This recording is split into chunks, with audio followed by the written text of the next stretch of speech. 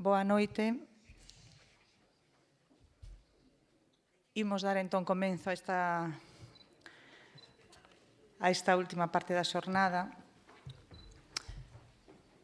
Este pasado luns tivemos a oportunidade de escoitar a psiquiatra Laura Martí López Andrade, que en súa ponencia nos fixo reflexionar sobre o malestar actual, sobre o encorsetamento do diagnóstico e sobre o tratamento psiquiátrico.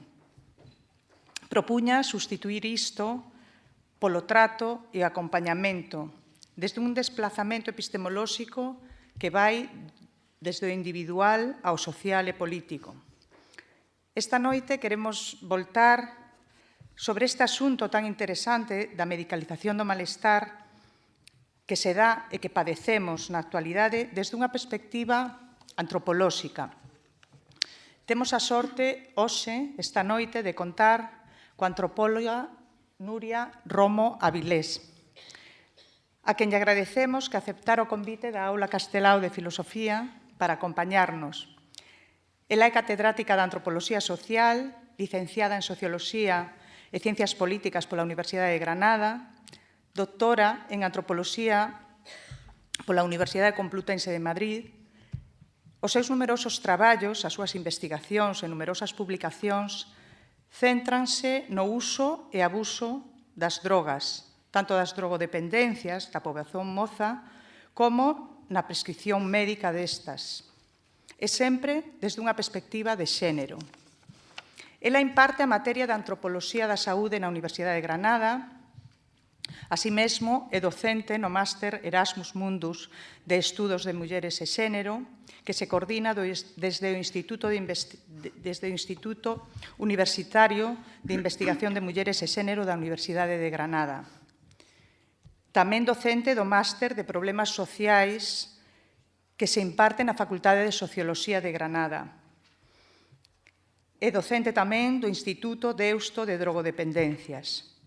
Entre outros cargos e tarefas, é profesora colaboradora da Escola Andaluza de Saúde Pública, onde pode aí facer antropoloxía aplicada, volcar os resultados das súas investigacións no sector sanitario e levar a cabo proxectos e participar en proxectos de investigacións que se levan a cabo desde esta institución.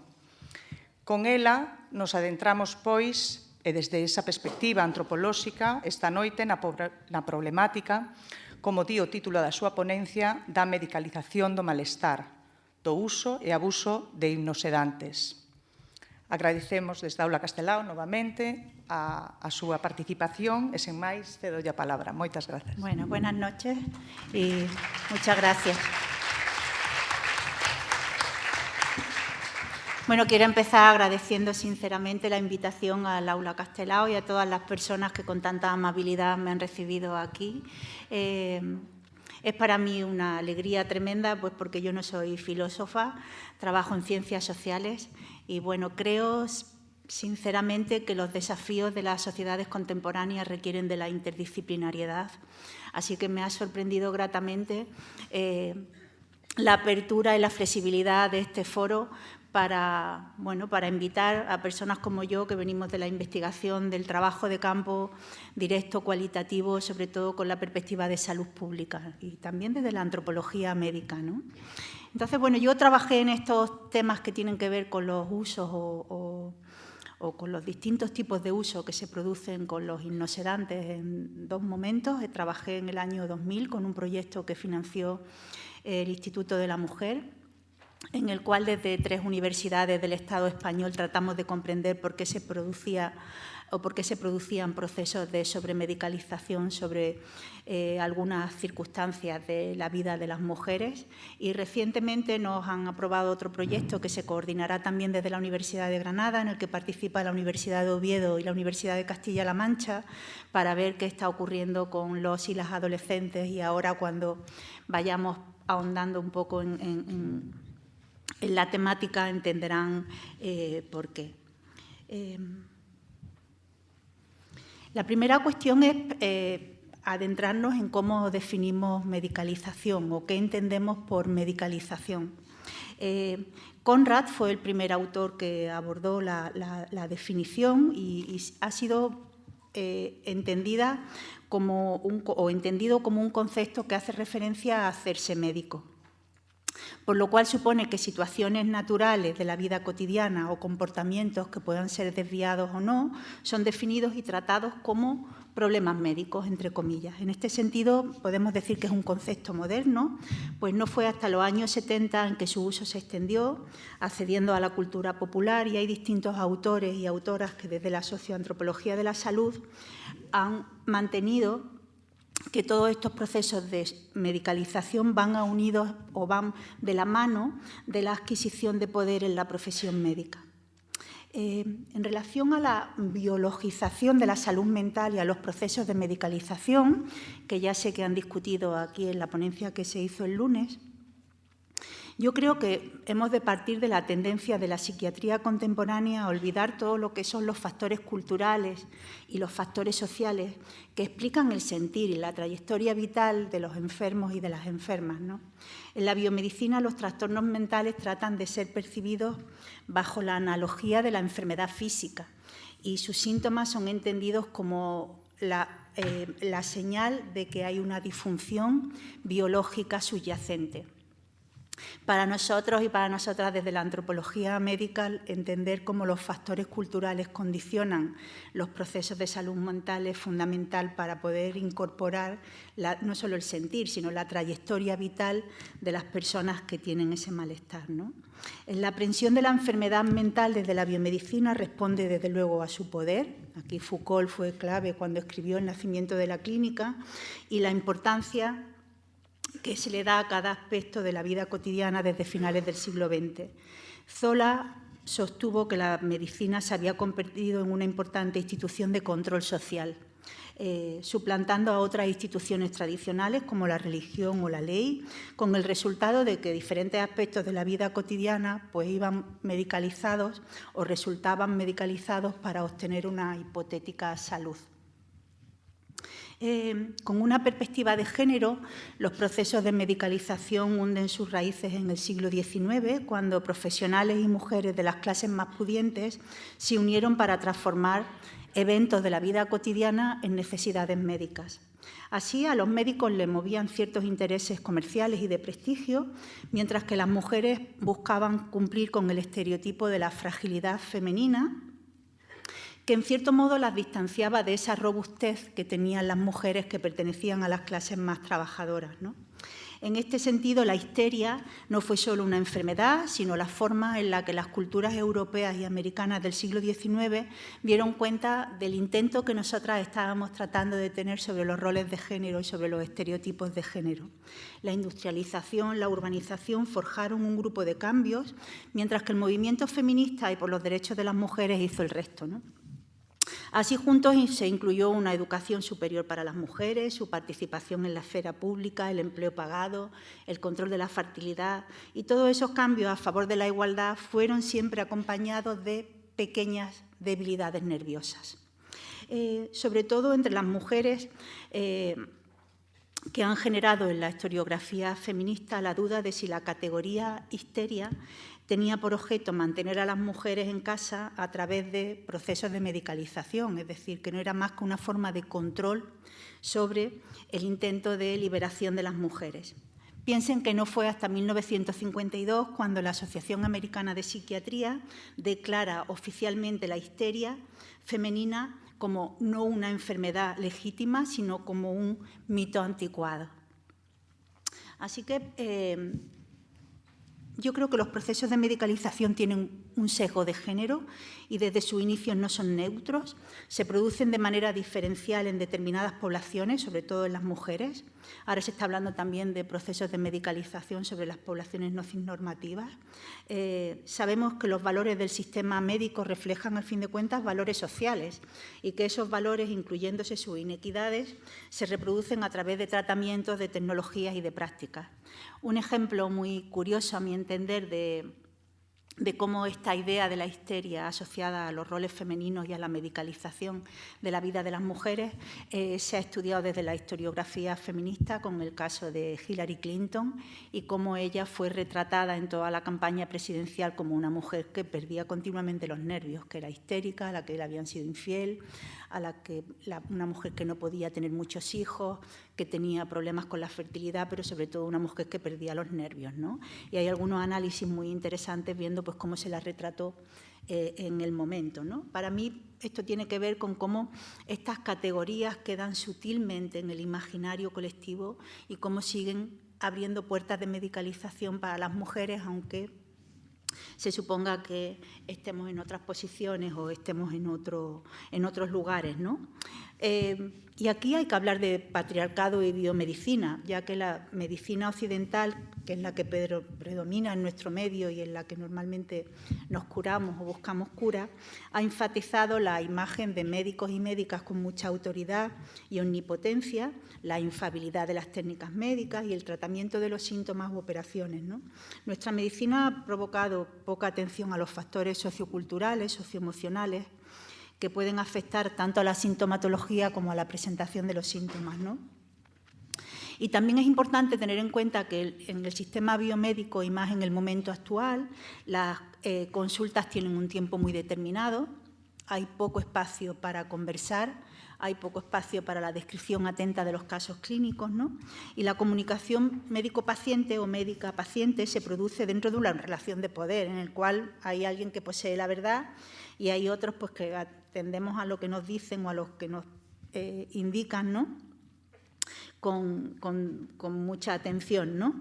Y eso ha hecho que dentro de la medicina pues algunas experiencias de las mujeres sean definidas como problemáticas y, por lo tanto, pues necesitadas de medicalización, ¿no?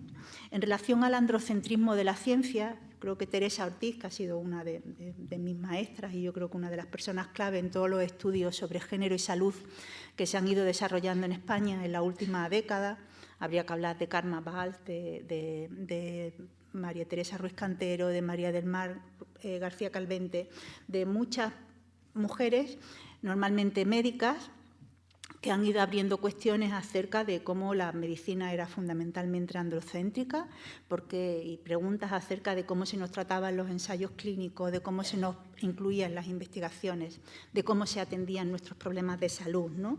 Y Teresa Ortiz lo ha definido como esa perspectiva que responde a la experiencia social y a intereses dominantes de los varones en una sociedad patriarcal, ¿no? Un sistema médico poco sensible a las necesidades de salud de las mujeres, y pensar que desde el feminismo se ha pensado la biomedicina pues como eso, como una institución patriarcal en la que el cuerpo femenino se convertía con rapidez en algo que requería intervención tecnológica en conexión con el embarazo o con las situaciones relacionadas sobre todo con la reproducción.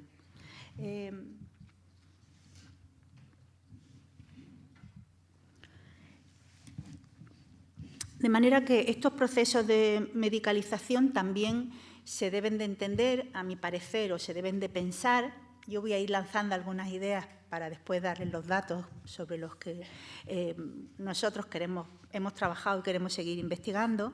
Y, bueno, yo creo que hay que explicarlo desde el desarrollo de la industria farmacéutica también, ¿no? Que es otro ámbito importante en este contexto. Yo creo que Néstor esta mañana hablaba de la industria de las armas como la primera industria en el mundo occidental, la segunda es la de los medicamentos. Y cómo es fundamental para entender cómo yo creo que para comprender las pautas de consumo de hipnosedantes que yo quiero comentarles, es fundamental entender cómo la industria farmacéutica desarrolla nuevos productos psicofarmacológicos a partir de los años 50 del siglo XX. En este sentido, yo creo que los trabajos de Mabel Burín en Argentina, que es una psicoanalista argentina, ella escribió un libro que se llama El malestar de las mujeres, que yo creo que ha sido clave para acercarnos de una manera crítica al consumo de estos fármacos, y ella comenta cómo la transformación de los medicamentos en bienes de consumo promovidas por las empresas productoras, muchas veces sin control de las autoridades sanitarias, ha generado pues, una sociedad medicalizada. La expansión del mercado farmacéutico ha tenido profundas consecuencias en la vida y en la salud de las personas. Por un lado, el descubrimiento de nuevas drogas facilitó progresos significativos en la terapéutica de muchas enfermedades, y eso es fundamental, ¿no? Pero también la transformación de esos medicamentos en una mercancía común dentro del mercado de consumo hace que su demanda pueda ser intensiva o se puede hacer más intensiva en algunos momentos, puede ser artificial, con el resultado de que, bueno, de que toda una nueva tecnología de producción industrial de medicamentos presente problemas, ya sea respecto a la seguridad y eficacia de los fármacos, ya sea respecto a lo que vamos a hablar hoy, a ciertas prácticas de consumo que rompen desde la prescripción o que abren formas que no tienen ninguna relación con la prescripción médica, ¿no? Para Ángel Martínez Hernáez, que es un antropólogo catalán, los antecedentes históricos de esta moderna industria farmacéutica, entendida como fabricación masiva de medicamentos, se encuentran en la iatroquímica del siglo XVII o en la iatromecánica, que tuvieron gran éxito en la medicina entre los siglos XVII y XVIII. Pero el impulso definitivo en este sector, el desarrollo tiene que ver con el desarrollo del capitalismo en el siglo XIX, en sus vertientes más industriales y manufactureras, y el éxito de la medicina de laboratorio, que dará pie a toda la teoría bacteriológica y a la búsqueda de remedios en forma de vacunas o de antibióticos. Desde entonces el crecimiento ha sido exponencial hasta ocupar el segundo puesto en las industrias del mundo. En el caso de estos medicamentos que nos ocupan, el nacimiento o su producción se inicia con lo que se ha dado en llamar la revolución psicofarmacológica, que tuvo lugar en la década de los años 50, y con la introducción de tres grandes grupos farmacológicos, que serían los neurolépticos, los antidepresivos y los ansiolíticos, que cambian totalmente la atención psiquiátrica y con múltiples consecuencias. Los psicofármacos serían definidos como cualquier tipo de fármaco que afecta al sistema nervioso central, pero dentro de ellos hablaríamos de los ansiolíticos para controlar la ansiedad, de los sedantes y de los antidepresivos, ¿no? Todo lo que tiene que ver con fármacos que actúan contra la depresión u otros trastornos del estado del ánimo. Desde los años 50, la industria farmacéutica, y hay algunos análisis muy interesantes, de nuevo desde la historiografía feminista, muestran que son fármacos que se publicitan en las revistas médicas siempre asociados a los roles de género. Aquí, si ven el lema del anuncio, es: no puedes hacer que ella sea libre, pero sí puedes hacer que esté menos ansiosa. Si vamos al anterior, ella ahora puede cocinar el desayuno. Pero si vamos al posterior, dice el tipo de presiones que ella tiene todo el día, ¿no? Y algunos de los análisis que se han hecho sobre la publicidad farmacéutica de este tipo de fármacos en esta época en la que empiezan a tener una mayor difusión muestran siempre una asociación constante entre roles de género tradicionales, roles de género asociados a los cuidados y unos fármacos pues, que ayudan a controlar el estado de ánimo, ¿no? Yo creo que la traslación a la cultura popular se ve muy bien cuando uno escucha la canción de los Rolling Stones, Little Mother Helper, ¿no? La pequeña ayuda de las madres, que Mick Jagger escribió para hacer referencia al Valium. Y con cierta controversia, parece que en algunos casos él dice que lo hizo porque quería señalar que las mujeres con las que él estaba consumían con mucha frecuencia Valium y no quería que a él se le penalizara por consumir otro tipo de drogas o otro tipo de sustancias, ¿no? Cuando en su contexto siempre veía a mujeres consumiendo, ¿no? Y la verdad es que en la letra de la canción, la letra de la canción sigue siendo totalmente de actualidad, porque marca muchos de los usos que luego la literatura científica o la investigación ha ido señalando como usos de las mujeres, ¿no? Usos para contrarrestar las tareas domésticas, usos para contrarrestar el cansancio de la crianza, usos para contrarrestar las dudas sobre el valor de nuestros cuerpos, ¿no? Y cómo a lo largo de nuestra trayectoria vital estos fármacos dan respuesta a situaciones de inseguridad, ¿no?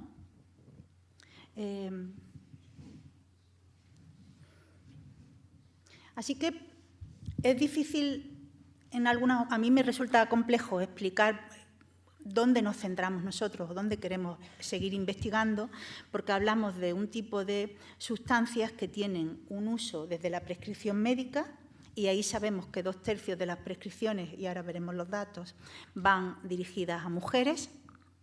Hay una mayor prescripción de este tipo de fármacos hacia mujeres. Probablemente, si hay alguien de la psicología o de la psiquiatría entre el público, dirán que porque las mujeres tienen mayor prevalencia de algunas enfermedades que requieren esta prescripción. Eso lo tendríamos que discutir.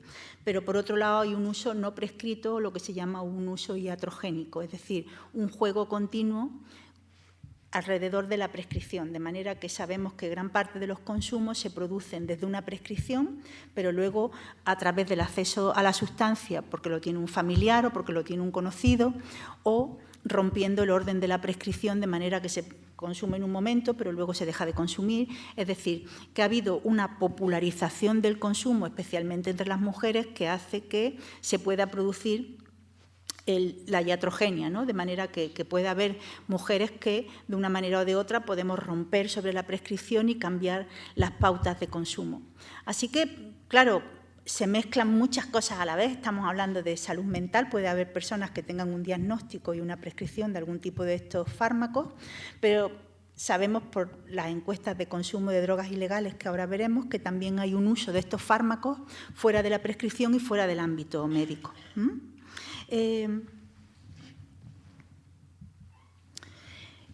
De manera que el ámbito de la prescripción sería un espacio fundamental, y en España, de cada 5 consultas que se reciben en medicina familiar son por algún problema psicológico o psiquiátrico.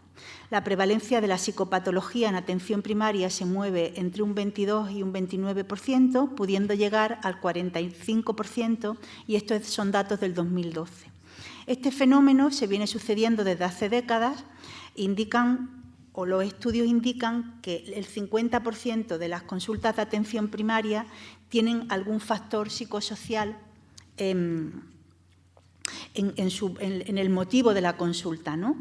Y que las prescripciones se producen fundamentalmente hacia las mujeres. Pero claro, lo que nos interesa a nosotros más, porque nos interesa también trabajar sobre género y políticas de drogas, es cómo este tipo de fármacos hipnosedantes sale no solamente de la prescripción o de la prescripción en atención primaria cuando hay un cierto tipo de malestar o un malestar psíquico, sino que también se producen sin este tipo de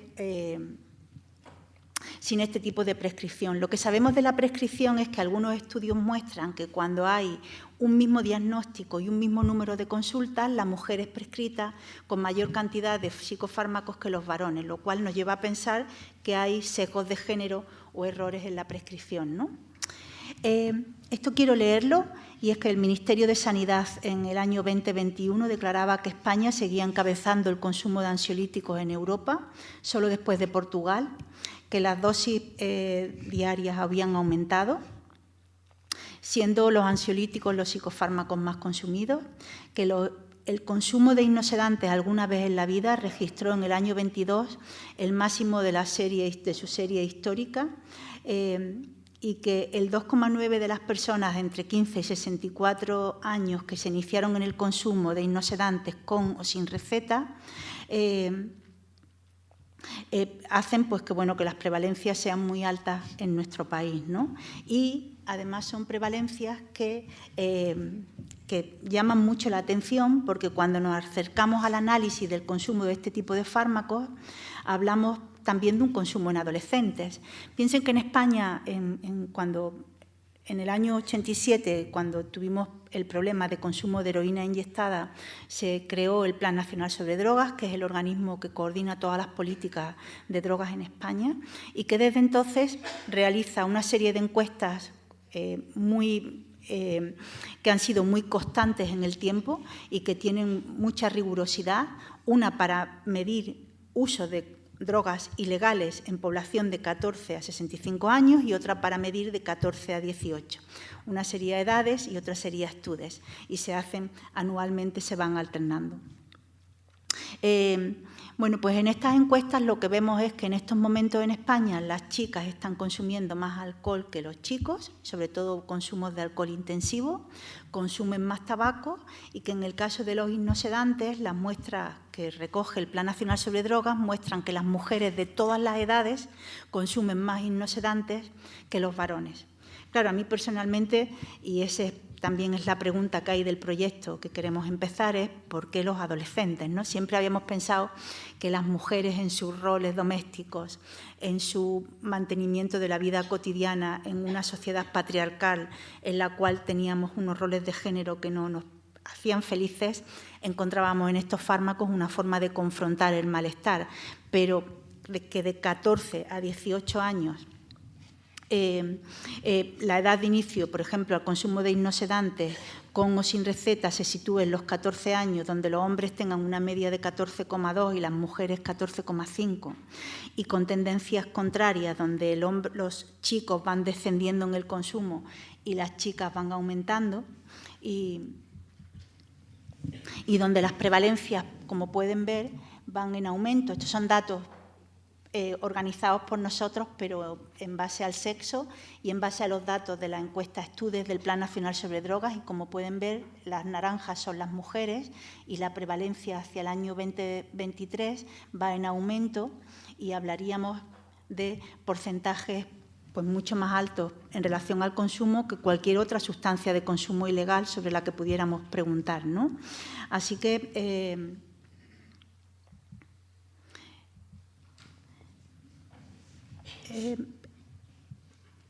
claro, ¿cómo explicamos estos usos o cómo explicamos estas diferencias explicamos estas diferencias, ¿no? Yo creo que en el caso de las personas adolescentes, por ejemplo, los datos de este proyecto de la Organización Mundial de la Salud, que habla de comportamientos de salud en niños y niñas de edad escolar, encuentran que cuestiones como el peso, la satisfacción con el cuerpo, las conductas de manejo de la apariencia, prevalentes en edad joven y están completamente atravesadas por factores socioculturales y también por estereotipos de género, y son predictores de ciertas patologías internalizantes y que afectan más a las chicas que a los chicos. Ayer se habló de las redes sociales y del impacto de las redes sociales sobre el individualismo y sobre la situación sobre todo de falta de comunidad de las sociedades actuales, pero yo pensaba sobre todo en las chicas, ¿no? Cómo las chicas tienen una afectación por los modelos en relación al cuerpo, en relación al comportamiento que se producen en las redes sociales y cómo eso le puede afectar a su salud, ¿no? Y bueno, también en España tenemos cada vez una constancia mayor de la importancia de la violencia de género y cómo la violencia de género en sus diferentes vertientes y en sus diferentes formas aparece a las edades más tempranas, ¿no? Sabemos que las mujeres que están afectadas por violencia de género, que según datos de la Organización Mundial de la Salud son 1 de cada 3 en el mundo como media, consumen o son prescritas con este tipo de fármacos con mucha frecuencia, y también sabemos que se produce una relación inversa en relación al consumo y la violencia, ¿no? Pues porque también consumir determinados tipos de sustancias aumenta tu vulnerabilidad, sobre todo en algunos contextos, ¿no? Esto se ha trabajado muy bien en el tema del alcohol, cómo el alcohol aumenta la vulnerabilidad de las mujeres en los espacios recreativos, pero también tenemos que pensarlo en base a las prevalencias de consumo sobre estas sustancias, ¿no? Así que, bueno, la pregunta es ¿por qué se produce la prescripción diferencial? ¿Por qué los usos iatrogénicos son diferenciales? ¿Y por qué los malestares son diferenciales? Aquí hay un tema de género fundamental, hay un tema que tiene que ver con las desigualdades de género en salud, ¿no? Así que yo creo que tenemos que definir el malestar. ¿A qué hacemos referencia cuando hablamos de malestar? Y hay algunos autores que hablan de la dificultad, ¿no? Yo creo que el lunes se habló de la dificultad para definir salud mental y de las controversias en torno a la salud mental. Pero aquí también tenemos que hablar de dificultades para poder acercarnos a los propios procesos de prescripción de este tipo de fármacos, ¿no? Y de utilizar los sistemas clasificatorios al uso en psiquiatría en este tipo de consumos tan prevalentes y tan altos, ¿no? Así que en la literatura se ha hablado de que hay diferentes formas de acercarnos a la problemática, que no sea desde la categoría diagnóstica psiquiátrica. o desde el DSM ni desde el CIE-10, sino buscar otras formas, ¿no? Una, pues tiene que ver con cómo se entiende eso que popularmente se llama, pues, estar de los nervios, tener los nervios rotos, tener problemas de nervios, ser histérica, ¿no? O sentirse histérica. Y aquí hay que retomar el tema del malestar y definirlo también. Y de nuevo fue Mabel Burín la que dio una definición más clara, y ella decía que hablaríamos de situaciones en las que hay signos y síntomas asociados a lo que desde la perspectiva clínica se entiende como estrés, ansiedad o depresión. Hablaríamos de problemas psicosociales con múltiples manifestaciones y que llevarían a la consulta médica, pues, buscando escucha y buscando ayuda, ¿no? Y ahí trataríamos de confrontar el diagnóstico y la categorización médica y referirnos a un estado psicológico en el que hay síntomas y signos difíciles de definir, ¿no? Y que en muchas ocasiones no tienen un diagnóstico claro. Es decir, la mayoría de las personas que nosotros entrevistamos en el primer estudio, y yo creo que las que entrevistaremos este año próximo, son personas que no tienen un diagnóstico claro acerca de lo que les pasa, ¿eh? Y que no saben describir qué es lo que le está pasando en torno a ese malestar, ¿no? Y desde luego que el malestar de las mujeres para mí está indiscutiblemente relacionado con las desigualdades de género en salud y con las desigualdades sociales, ¿no? Hay mucha controversia. También me gustó mucho esta mañana escuchar a Néstor cuando decía no todo es texto, ¿no? Y hay también datos, y ahora tenemos unos datos sobre la desigualdad que son tan contundentes. Si vamos al Instituto Europeo por la Equidad de Género, vemos que las mujeres tenemos desigualdades en todos los ámbitos de la vida, pero sobre todo en los usos del tiempo, en el tema de los cuidados y en el acceso a los recursos. Y que esas desigualdades se mantienen en Europa. En los países de Europa del Norte son menores que en los países de Europa del Sur, pero se mantienen en todo. Y en España no se han eliminado, es decir, que nosotros tenemos una igualdad jurídica, pero no tenemos una igualdad real. Y esto es algo que, como decía Néstor esta mañana, no se nos puede olvidar, ¿no? Que esto no está lejos de esa desigualdad, ¿no? Y también está cerca de la desigualdad de género en salud, en cómo se nos perciben las consultas, en cómo se da respuesta a nuestros malestares, en cómo se da respuesta a las situaciones en las que no nos sentimos bien, pero en las que no hay un diagnóstico claro o no hay una forma de categorizar clara, ¿no? Y luego, pues claro, hay una segunda categoría que tiene que ver con una variedad de situaciones que van de lo orgánico, lo social, lo familiar. Y toda la investigación internacional muestra cómo los médicos de familia y las médicas, pero también neurólogos o psiquiatras, prescriben psicofármacos a las mujeres por diferentes motivos, pero sobre todo por las dificultades para dormir, para la menopausia, por el síndrome premenstrual, cuando se encuentran en divorcio, cuando están divorciándose, cuando tienen problemas con los hijos, cuando tienen ansiedad, cuando tienen fobia, cuando tienen violencia. Y muchas de estas circunstancias sociales, pues la verdad no deberían de ser tratadas con fármacos, o deberían de confrontarse socialmente de otra forma. Y ustedes desde la filosofía han ido dando muchas pistas en lo que yo he escuchado hasta el momento, ¿no? Así que, bueno, los datos son que 2.930.000 personas, según el Ministerio de Sanidad y Consumo, han consumido tranquilizantes, relajantes o pastillas para dormir en las últimas semanas, de las cuales el 72% fueron consumidas por mujeres. Es decir, 7 de cada 10 han consumido algún fármaco de este tipo en las últimas semanas, frente a 2 de cada 10 hombres. Todas las encuestas de consumo de drogas ilegal muestran que las mujeres más jóvenes consumen más que los varones. Y en este sentido hay que señalar que todos los procesos descritos tienen relación múltiple con el sistema de regulación de drogas en España, ¿no? No sé quiénes están familiarizados, pero la regulación de las sustancias o del consumo, de la producción, del tráfico, se produce a principios del siglo XX, partiendo de Estados Unidos y a continuación de la normativa de Naciones Unidas. Y es una normativa que se aplica a todos los países de una o de otra forma. Quien tenga interés en leer algo más sobre esto, yo creo que Xavier Arana, del Instituto Vasco de Criminología, ha sido la persona que mejor ha estudiado cómo se implanta el sistema de regulación de drogas en España.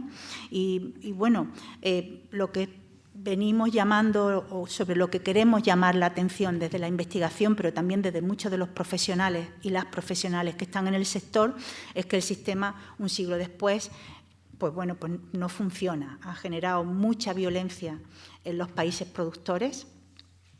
no ha resuelto el problema de la adicción y del uso problemático en Occidente tampoco, en los países donde más se consume, pero yo creo que esta parte que tiene que ver con el consumo o el sobreconsumo de manera iatrogénica de algunos fármacos es lo que más hace o permite ver con más claridad cómo el sistema no funciona. No funciona para protegernos de los daños de las sustancias psicoactivas. Las sustancias psicoactivas tienen efectos beneficiosos y efectos perjudiciales, efectos secundarios a largo plazo. Y sobre todo pueden generar adicción y pueden generar usos problemáticos. Entonces, desde el beneficio y desde lo que perjudica, las sustancias más perjudiciales para la salud son el alcohol y el tabaco, y no están ilegalizadas. Y en estos fármacos, sobre todo, yo creo que lo que está ocurriendo en Estados Unidos y en Canadá con fármacos para tratar el dolor como el fentanilo y cómo están afectando a algunas poblaciones de otros países de manera tan cruenta, ¿no? No sé, recuerdo el caso de una villa en Argentina en la cual hace unos años apareció, hubo una serie de muertes y eran personas que habían comprado cocaína y esa cocaína estaba cortada con fentanilo, pero el fentanilo es un fármaco para el dolor que la industria farmacéutica produce y recomienda para contrarrestar situaciones de dolor y graves en las cuales es necesario. ¿Qué ocurre para que desde ese uso médico se produzca un uso recreativo, un uso ilegal, entre comillas, y que aparezca un mercado ilegal que produce fentanilo, ¿no? Pues en este caso es igual, lo que pasa es que estos fármacos no son tan difíciles de manejar como el fentanilo por parte de las personas que lo consumen, aunque también producen efectos secundarios adversos y producen adicción. Pero piensen que el fentanilo se habla de que son sustancias que pueden ser como 18 o 20 veces más potentes que la heroína, de manera que son muy difíciles de consumir y provocan mucha sobredosis y una mortalidad muy alta. Eso no ha ocurrido aquí, pero no deja por ello de ser importante por los procesos de adicción o por la forma en la que hace que las personas eviten contrarrestar el malestar de otras maneras, ¿no? Así que, bueno, yo creo que para entender este tipo de consumo hay que hablar de regulación, hay que hablar de políticas de drogas y hay que hablar también de género, porque claro, resulta que son las sustancias más consumidas por las mujeres las que menos visibilidad tienen porque se suponen que son las legales o que son las prescritas, cuando eso no nos lleva a evitar los daños, ¿no? O no nos puede hacer evitar los daños, de manera que con una perspectiva de género esto tendría que cambiar, ¿no? Yo creo que las aportaciones más interesantes ahora mismo para repensar el sistema de políticas de drogas están viniendo de los estudios decoloniales y están viniendo también desde el feminismo, ¿no? Cuando se llama la atención sobre la necesidad de visibilizar los usos y los abusos con otras perspectivas, ¿no? En el caso de los hipnosedantes también hay usos recreativos. Estas son unas imágenes de un TFG que hemos dirigido en la Universidad de Granada y hay un consumo recreativo entre personas que están en el mundo del trap y de algunos espacios musicales, de manera que, de nuevo, no sé, este trabajo ha sido muy interesante pues porque muestra cómo los usos que se hacen de las sustancias pueden ser diversos y pasan rápidamente también o pueden pasar rápidamente a espacios recreativos en los cuales la gente los consume no porque esté confrontando un malestar, sino porque los utiliza el efecto de la sustancia para divertirse o para conexionar y con una identidad juvenil en un grupo musical o en un espacio de música y de identidad juvenil, ¿no? Igual que ha pasado con otras muchas sustancias a lo largo de la historia de las culturas juveniles, ¿no? A mí me gustaría explicarle o contarles algunos de los resultados que nosotros tuvimos en este primer trabajo. Decidimos publicar en revistas de atención primaria porque queríamos que los datos llegaran a atención primaria y ahí están algunos de los artículos que sacamos en esa ocasión, ¿no? Y fue un estudio en el que nosotros queríamos pues, comprender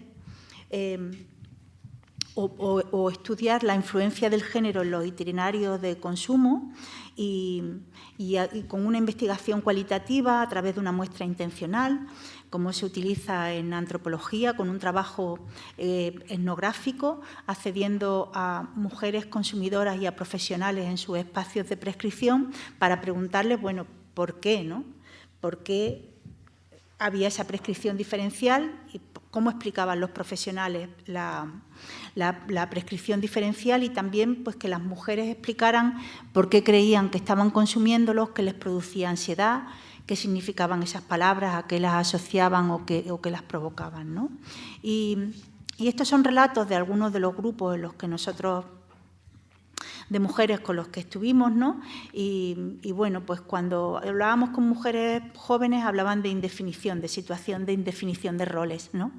Los roles y los estereotipos son fundamentales para conformar la identidad, ¿no? Y nos decían, pues no sabemos si tenemos que ser amas de casa o trabajadoras o no sé qué, y ese deseo de serlo todo, ese afán de perfeccionismo que muchas veces tenemos, que no nos sale, no nos va bien, no sabes dónde situarte, porque antes también la madre tenía muy claro que era criar a sus niños y la casa y tal, ahora pues no sabes, ¿no? No sabes dónde situarte, no sabes cómo confrontar, ¿no? El otro día leía que se están haciendo algunos talleres para enseñar a los chicos a situarse en esta situación de cambios en los roles de género, ¿no? Pero nosotros también hemos generado muchos cambios y una situación muy indefinida en torno a cómo tenemos que desarrollar nuestra vida, ¿no? En las mujeres de edad mediana se señalaba sobre todo la multiplicidad de roles, ¿no? Las exigencias. Te exigen tus hijos, te exigen tu familia, te exigen en el trabajo, te exigen que estés guapa, te exigen todo. Entonces llega un punto en que si eres muy perfeccionista, pues terrible, ¿no? Todas eran mujeres que eran consumidoras de hipnosedantes y que habían sido consumidoras durante el año previo a participar en estos grupos, ¿no? Como podéis imaginar, estos no son lo que se llama datos representativos, pero sí que describen muy bien el sentir de las mujeres, en mi opinión, y coinciden mucho con todo lo que se ha ido viendo en la investigación que se ha hecho desde atención primaria y también desde las ciencias sociales, ¿no? Y luego coinciden con datos sociológicos que nos indican, por ejemplo, que hay una desigualdad en el uso del tiempo de las mujeres. Las mujeres tienen menos tiempo libre, menos tiempo para hacer deporte, menos tiempo para cuidarse, ¿no? Y esto, pues, bueno, no cambia, ¿no? Van cambiando roles, van cambiando estereotipos, y esto lo podemos discutir. Va cambiando nuestro acceso al mercado de trabajo, nuestra posición en las empresas o nuestra posición en algunos espacios de poder, pero sin embargo seguimos teniendo menos tiempo para nosotras, y eso es fundamental para la salud, o es una parte muy importante de la salud, ¿no? Y fijaros, como decía, dice, yo hace mucho tiempo que no tengo un espacio para mí. No digo físico, que yo no pienso en mí, que siempre tengo que limpiar, que trabajar en la calle, que comprar, que cuidar a los niños, que cuidar a mi madre, que hacer no sé qué. Yo digo, bueno, y la etapa o la madre de madre súper completa, pero y la madre trabajadora maravillosa, y la madre de mujer, y la parte de mujer, ¿no? La parte mía, personal. En los estudios sobre género y salud que se han ido desarrollando en España, que yo creo que son tremendamente interesantes y aclaradores de mucho de lo que ellas explican en sus propias palabras, ¿no? Cuando se ha trabajado interseccionalmente con el concepto de género, que es el que nosotros seguimos, para nosotros el género no es ese proceso de construcción cultural que ayuda a la identidad de género, sino que tiene que ver con un proceso interseccional de construcción de la identidad de género. Interseccional quiere decir que la clase social, la etnicidad, la discapacidad, la religiosidad condicionan cómo entendemos género, y eso es interseccionalidad. Bueno, pues hay un trabajo que dirigió María del Mar García Calvente en la Escuela Andaluza de Salud Pública, con datos de la Encuesta Nacional de Sanidad, donde veían percepción de salud en mujer dependiendo de la clase social a la que pertenecían. Y las mujeres de clases sociales altas o más pudientes perciben mejor su salud que las mujeres de la clase trabajadora. ¿Por qué? Pues porque las mujeres de la clase pudientes o que tienen trabajos con sueldos bien o con buenas remuneraciones salariales tienen acceso a la ayuda doméstica, y eso hace que rompan sobre esta sobrecarga de los cuidados y mejora su salud y mejora su percepción de la salud. O sea que los datos cuantitativos de los temas de género y salud van corroborando también lo que se ha venido haciendo y hace ya tiempo en investigación cualitativa, ¿no? Luego hay todo un juego continuo que es para mí muy interesante también en cómo con este tipo de fármacos se juega con el sistema médico, ¿no? Y cómo, claro, nosotros entrevistábamos a profesionales y entrevistábamos a mujeres a la vez, ¿no? Y los profesionales decían y se quejaban, es que a mí me vienen con una demanda. Por eso, gran parte de las intervenciones que se están haciendo en atención primaria tienen que ver con sensibilizar a los profesionales para que contrarresten la petición de prescripción y reduzcan la prescripción, porque son fundamentales. Pero eso tiene que ver con una demanda de las mujeres que llegan a consulta diciendo: yo creo que uno va al médico cuando percibe que es un problema y tú ya le das un nombre. O estás tan agobiada y algo que tienes el problema y ya te decides ir al médico, pero antes no, ¿no? Es decir, hay una agencia de las mujeres en este tipo de consumos y en cómo se confronta el malestar en el consumo de este tipo de fármacos, ¿no? No es, por ejemplo, estás nerviosa, te pasa algo y te dan algo, pero entonces tú, cuando te ves que sigues estando mal y tal, entonces yo he ido al médico y el médico me lo ha recetado. La primera vez una cosa localizada, entonces tú una segunda vez, según los mismos síntomas, te duele igual, con la misma intensidad, entonces si te ha sobrado, pues te lo tomas. Yo recuerdo una de las mujeres que participó en los grupos que decía: yo siempre lo llevo en el bolso. Si no me desbordo, no me lo tomo, pero si me desbordo, lo saco y me lo pongo aquí, ¿no? Y entonces, bueno, pues tiene que ver con una agencia que está contrarrestando la prescripción o que está, en cierto modo, fomentando la prescripción y haciendo que hay una libertad de las mujeres, ¿no? Me lo tomo sin lugar a dudas cuando yo lo considero oportuno o me parece bien para dormir, pero lo suelo tomar cuando estoy en situaciones un poco más angustiadas. Me tomo medio tranquimacín, es decir, y durante el día, pues cuando realmente veo que me estoy desbordando o que estoy perdiendo los papeles, pues me tomo medio. De manera que hay una regulación por parte de las personas que consumen en relación a las dosis, hay una regulación en torno a los tiempos y hay una regulación incluso al tipo de fármacos, porque lo que comentaban los profesionales es que había gente que llegaba y le decía: pero a mí el que me va bien es este, entonces no me vaya a cambiar la prescripción porque quiero este. Claro, estos fármacos no son de acceso libre, tienen que ser prescritos. Hay una legislación en España que regula el uso farmacéutico. De manera que tú tienes que tener una prescripción de un sanitario que te permita acceder al consumo. Y aquí, pues bueno, pues quien hizo la ley hizo la trampa, ¿no? Lo que se veía muy bien en el trabajo cualitativo es que las personas tienen multitud de estrategias para saber qué profesional es el que lo receta y cuál no, en qué momento tienen que ir a urgencia y con qué tienen que comentar, o en qué momento hay una persona cercana que los tiene, ¿no? Así que desde aquí quiero, y desde esta complejidad, abrir algunos ámbitos de reflexión, ¿no?, sobre los porqués, ¿no? Estos son datos de un boletín de igualdad y género del Instituto de la Mujer en tiempos de COVID, ¿no?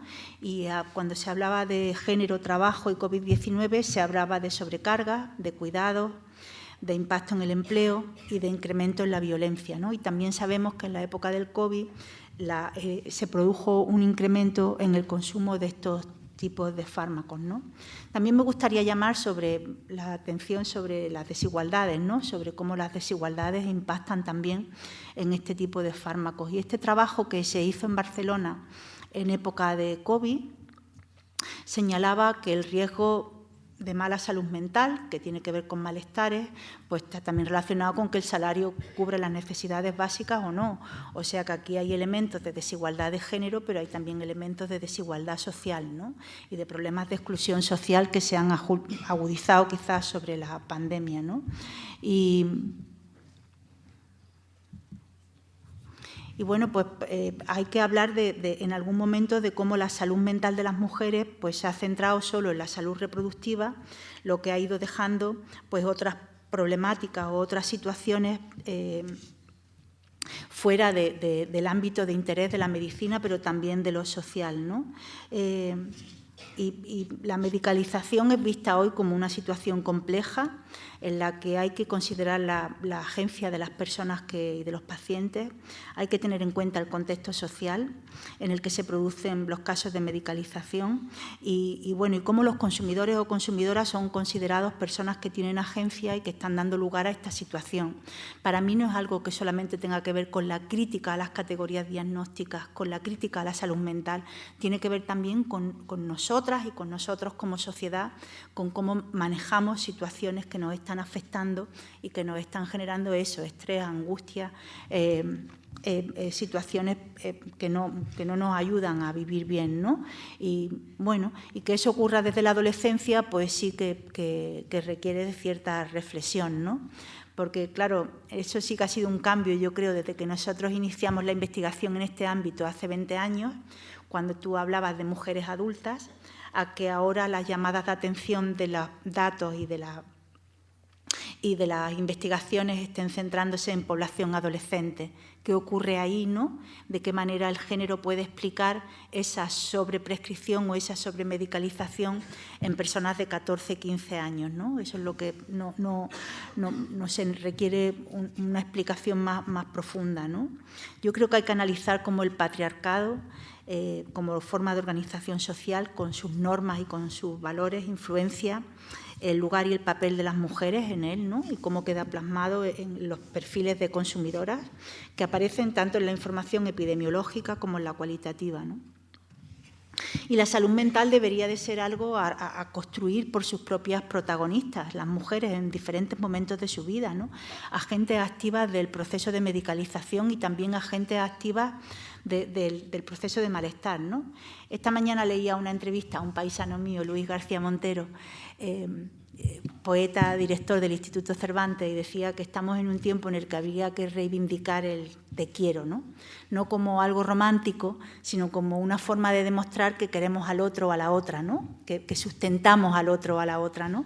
Y me pareció tan bonito, pero en este caso también yo creo que hay que reivindicar pues el malestar, ¿no? Ser capaces de reivindicar que hay momentos en los que uno puede tener ansiedad, puede estar mal, y eso no tiene solo que confrontarse desde el sistema médico, sino que requiere pues una perspectiva centrada quizás en la transformación de las condiciones de vida, ¿no? En la vida cotidiana, en aquellos factores que son opresivos y que nos enferman o que son enfermantes para nosotros, ¿no? Y quizás la histeria ya se está reivindicando por algunos grupos feministas y se reivindicará cada vez más como una parte de esa búsqueda, ¿no? De esa búsqueda de qué es lo que nos oprime y qué es lo que nos hace, al fin de cuentas, pues tener ansiedad, ¿no? Y mostrar el malestar pues como una forma más de disconfort, ¿no? Esto me gustaría traerlo al debate con las desigualdades de género como algo fundamental en nuestros ámbitos de vida y sobre las que solicitamos cambios, ¿no? Así que desde ahí, pues, quedo abierta al debate, a las preguntas, a lo que queráis comentar. Y nada, muchas gracias por escucharme.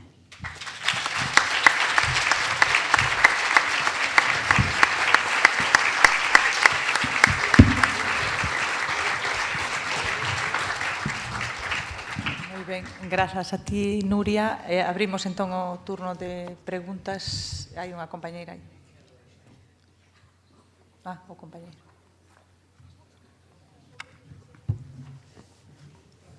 Está aquí.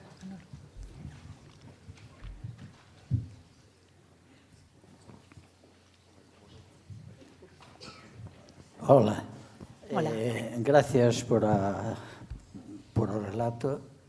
Mire, quería preguntarle, ¿está estudiado la incidencia de este malestar en la población viuda? En las mujeres y también en los hombres, pero sobre todo en las mujeres que se quedan viudas. Hay una percepción vulgar, pero claro, de lo que se ve y vulgarmente se dice que mejoran, que desde que se le murió el marido la mujer está que parece una rosa y tal y cual. Y entonces, gracias. Bueno, eso es otra forma de definir el patriarcado, ¿no?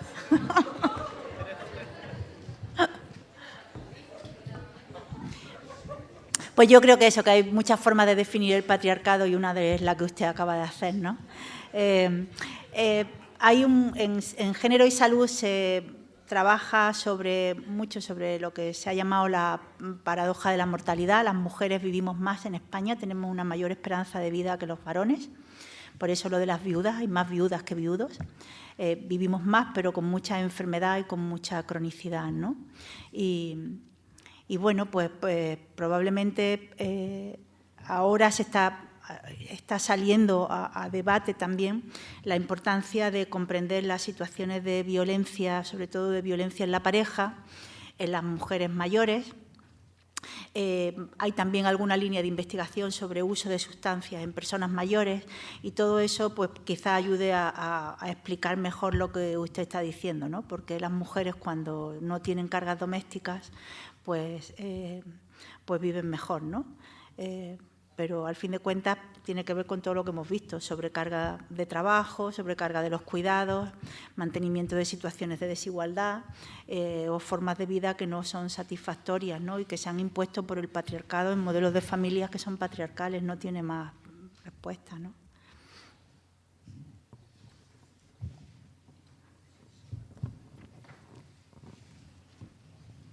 Bueno, muchas gracias. Yo quería preguntar por la situación de probable o cómo se podrían hacer los cambios de protocolo, ¿no? Porque al menos yo lo que me encuentro es con eso, ¿no? Me duele aquí, tómate esto. No, primero mírame, a ver qué pasa. No puedo hacerte las pruebas hasta que no te tomes esto. Y entonces eso es como una situación en la que si yo digo que no quiero tomarme algo, no pasan a hacerte la prueba y te dicen que esto es protocolo. Entonces, pues claro, los protocolos están ejerciendo también una violencia importante, ¿no? ¿Desde dónde se puede? Pues la verdad yo creo que tienen ahí en un edificio institucional un cartel grande que a mí me emocionó esta mañana, que pone más feminismo, y yo creo que tiene que haber más feminismo en medicina. En todo, en la investigación clínica, también en los ensayos clínicos, por ejemplo. Ahora están saliendo muchos datos acerca de cómo hay ensayos clínicos en los cuales no hay mujeres, sino solamente varones. Sin embargo, los resultados se extrapolan a toda la población. Tiene que haber más feminismo en las consultas y tiene que haber sensibilidad de género y a las variables sociales y culturales. Nosotros, por ejemplo, desde la antropología médica, una de las cuestiones fundamentales de la disciplina es cuestionar el modelo de salud y enfermedad biomédico y entender cómo está entrecruzado por la cultura, qué es lo que entendemos estar por sano y qué es lo que entendemos por enfermo, y cómo nuestra cultura o la cultura de los otros muchos pueblos que habitan la tierra determinan esa concepción, ¿no? Y bueno, pero no damos clases en las facultades de medicina. En las facultades de medicina hay alguna asignatura de historia, pero no hay asignaturas de ciencias sociales y debería de haber formación en ciencias sociales y en feminismo y en género para evitar sesgos, ¿no? Y más en un contexto como el actual en España, en el que hay una población multicultural con diferentes conceptos acerca de la salud y la enfermedad que requiere una atención muy sensible acerca de las desigualdades sociales y también de las desigualdades de género en salud. Entonces, una medicina más centrada en el enfermo, con más tiempo de escucha, ¿no? Luego también ha habido respuestas interesantes, por ejemplo, los grupos GRUSE, que abrieron a los grupos de mujeres en los centros de atención primaria. Y cuando hay centros de atención primaria que han tenido alguna actividad de este tipo, ayudan a que los protocolos se apliquen de otra manera, porque tienes otras posibilidades diferentes cuando no se hace la derivación, por ejemplo, especializada, ¿no? Y tienes un trabajo continuo con otras mujeres o con otras personas que están en la misma circunstancia y desde otras técnicas o desde otras terapias. Pero eso yo creo que con la pandemia se ha parado mucho o se ha ido perdiendo y no sé hasta qué punto sigue funcionando, ¿no? En muchos casos, desde lo que yo conozco, ha tenido que ver con personas sensibles en algunos centros de salud que han abierto, igual que han abierto también a la posibilidad de que se trabaje para la reducción de la prescripción. Porque, claro, aquí no solamente hay un autoconsumo o un consumo que se produce fuera de la prescripción, sino que también hay una acción del médico en lo que usted dice, ¿no? En cómo se prescribe, en cómo se aplica el protocolo. Y eso tiene que cambiarse con más sensibilidad acerca de cómo se nos mira a nosotras, ¿no? Y de cómo se nos medicaliza. Por eso está la complejidad de entender que está toda la investigación que se ha hecho sobre medicalización, pero también sobre la respuesta que van teniendo las personas cuando están delante del sistema médico y se enfrentan a un protocolo, ¿no?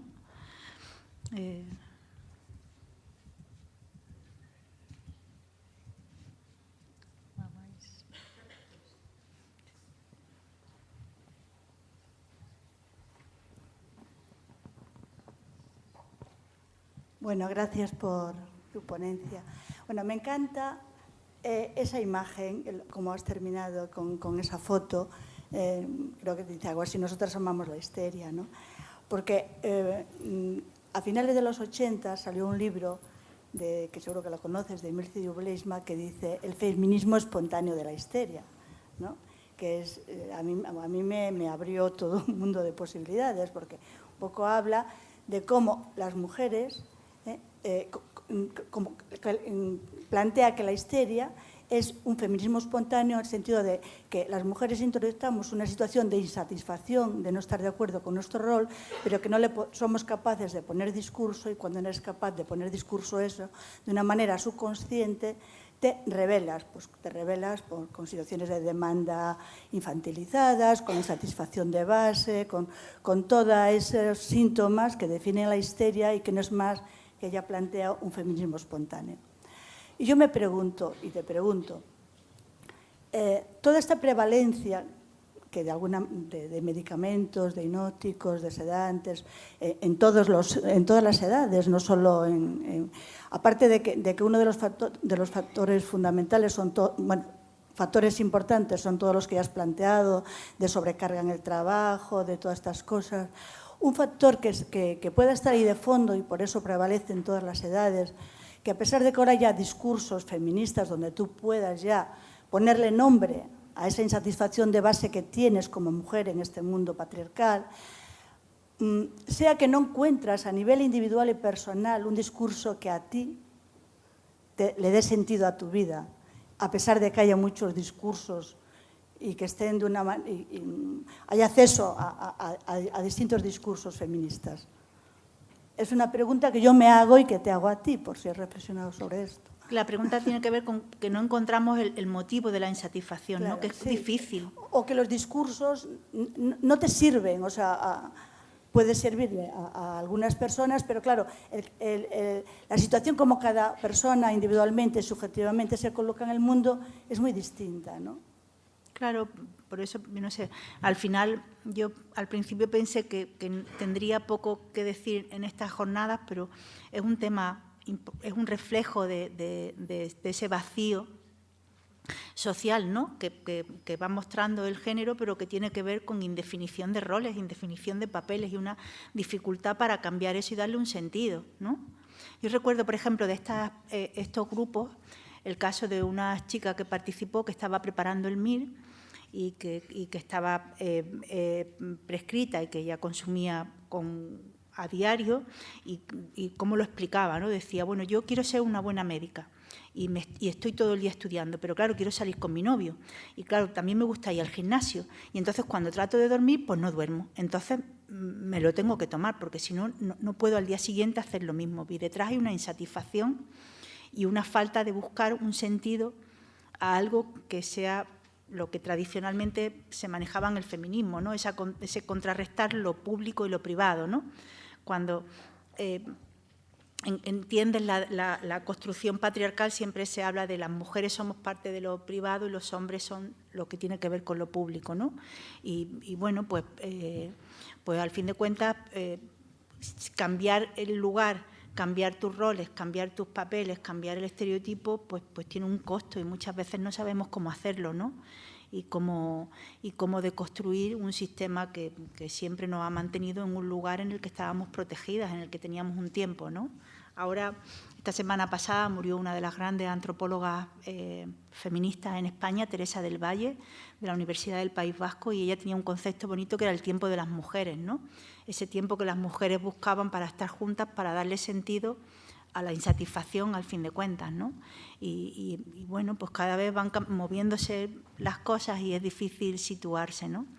Y quizás volviendo a la charla de esta mañana de Néstor, que ha sido tan sugerente, pues esto también se aprovecha pues, para negar todo aquello que ya sabemos porque sobre lo que tenemos datos, ¿no? Ahora sabemos que hay un repunte entre las personas jóvenes en España que niegan la violencia de género. O que quieren situarse en los roles más tradicionales. Y esto no tiene más que ver con situaciones de indefinición en las que es fácil mostrar datos que no sean ciertos o decir que los datos que existen no lo son. No sé, por ejemplo, decir que los datos que hay sobre violencia de género en España no son ciertos es como, no sé, porque tenemos un sistema brutal de datos que hoy nos permite saber perfectamente cuántas mujeres han muerto este año, en qué circunstancias, en qué tipo de... Y, sin embargo, bueno, de nuevo vuelve a estar en conexión con lo que tú estás diciendo, ¿no? Con situaciones de indefinición en las que nosotras mismas no podemos definirnos, pero también la sociedad las aprovecha como no sé, algo sobre lo que rebatir, ¿no? Y bueno, no tengo los datos de los adolescentes. Nuestra idea es replicar esta investigación en adolescentes, en cierto modo. Haremos también una parte cuantitativa, pero sobre todo una parte cualitativa que empezamos ya, ¿no? Con la idea de que sean los y las adolescentes los que digan por qué, ¿no? ¿Por qué ese autoconsumo o por qué esas formas de consumo iatrogénico y de qué manera les están afectando, ¿no? Tenemos los datos epidemiológicos, pero no los datos cualitativos que expliquen por qué, ¿no? Y así que, bueno, eso me queda pendiente.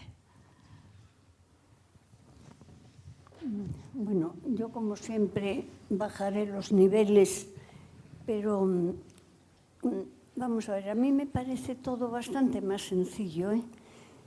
Yo no veo la necesidad. Claro, soy una persona muy mayor, no hablo por mí, hablo por la gente esta joven. No veo la necesidad de a los 14 años estar tomando unas pastillas. Ay, perdón, no se oye. Ahora sí, ahora sí. No veo la necesidad de con 14 años estar insatisfecha de la vida y tener que tomar pastillas y me muero por esto y me da algo por aquello. Yo, que soy una persona que tuve muchas alumnas, les decía siempre, cuando me hablaban, nené, es que es muy complicado, tengo que ir a Pilates, tengo que ir a no sé qué, tengo que ir a no sé cuánto. Y por la noche te duele la cabeza.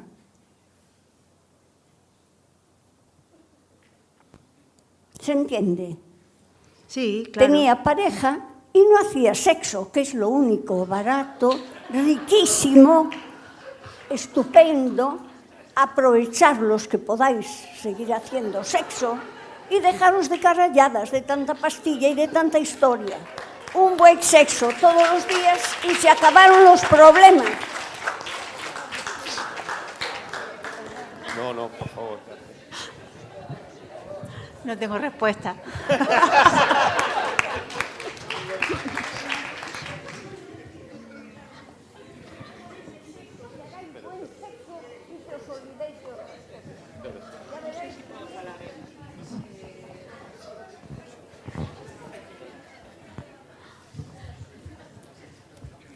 Hola, buenas noches y gracias por la ponencia. No la Bueno, veo. yo quería plantear que a lo mejor si no nos estamos ¿Dónde confundiendo... está? No la veo yo. Aquí, vale. Ya que te veo, sí. digo que si a lo mejor no nos estamos confundiendo en los planteamientos.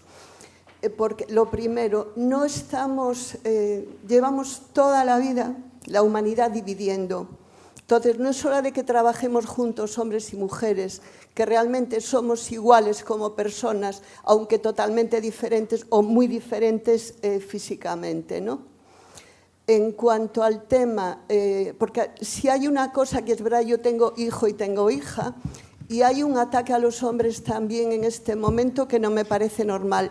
Hay en casos sobreprotección de la mujer y desprotección absoluta del hombre. Y yo es que no es que abogue por uno o por otro, pero abogo por lo que es justo. Lo que está mal, sea hombre o sea mujer. Y luego, por otra parte, en cuanto al problema con los adolescentes y no tan adolescentes, ¿no será que estamos fallando totalmente? Hay una falta de valores grandísimo y eso genera un vacío existencial increíble.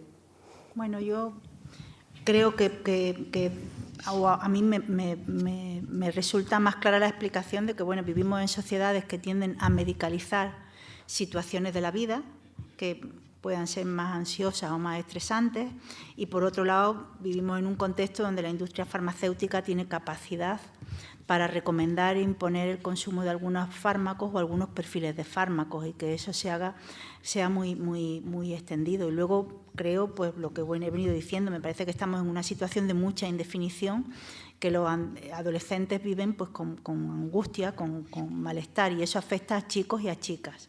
Lo que pasa es que las prevalencias de consumo en las sustancias no son iguales entre los chicos y chicas. Los chicos consumen más sustancias ilegales, las chicas consumen más sustancias legales. Las chicas consumen más alcohol que los chicos, a pesar de que las prevalencias son altísimas en los dos, en chicos y en chicas. Y las chicas consumen más tabaco y más hipnosedantes de entre los 14 y 18 años. Y eso solo se puede explicar por diferencias de género. No podría tener detrás una explicación biológica o social, como usted planteando, de que lo estemos haciendo mal, sino porque se eligen determinadas sustancias y eso tiene que ver con desigualdades de género, en mi opinión, ¿no? Y bueno, sí, claro que algo hay que está fallando. Desde luego, por ejemplo, en el tema del alcohol, algo está fallando. No es normal que las prevalencias de consumo entre adolescentes de 14 a 18 años ronden el 80 al 90% en el último año, que son altísimas, quiere decir prácticamente todos, y que las pautas más intensivas de consumo sean muy prevalentes, sobre todo en chicas. Eso es una respuesta a que algo está fallando y a que requiere una respuesta social. ¿Cuál es la que yo creo? Pues yo creo en la reducción de daños. Creo que las políticas de reducción de daños deberían de ayudar a comprender todo esto y a intervenir, ¿no? Algo está fallando, eso desde luego, esto es una respuesta social a situaciones que no se están manejando bien, ¿no? Y sí, claro que los chicos también son importantes, son parte de la población adolescente, igual chicos que chicas, pero aquí los datos son muy diferenciales, por eso el tema de género. No tienen explicación clínica, para mí no hay una información clínica que explique por qué son más prescritas o por qué hacen más autoconsumo. Sí que hay esos datos de que las chicas son más afectadas, de que desarrollan más patología internalizante, pero no explica la desigualdad, ¿no? Es que quizás no se está yendo a la raíz del problema. Claro. Lo que hace es se parchea, pues eso, con ansiolíticos, antidepresivos, lo que sea, pero que realmente, digamos que no se está yendo a la raíz. Ahí sería donde sí se podría saber el porqué y cómo actuar. Y seguramente ya no harían falta ni tanto ansiolítico, ni tanto antidepresivo, ni tanto sedante. Muchísimas gracias. A usted.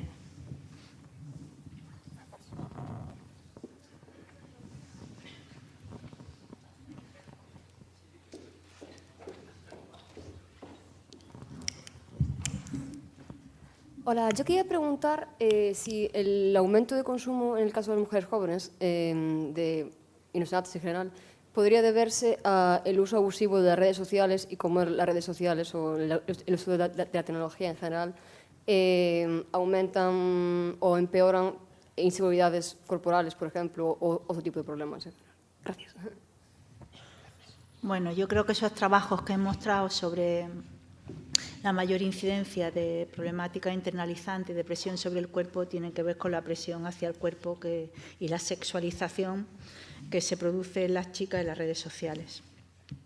Nosotros realizamos en los últimos 3 años una investigación que era una etnografía digital sobre consumo de alcohol en Instagram y hemos publicado algunas cosas viendo pues cómo en Instagram hay una imagen contenida de los efectos del consumo de alcohol, pero también sobre cómo hay una sexualización del consumo de alcohol en las chicas.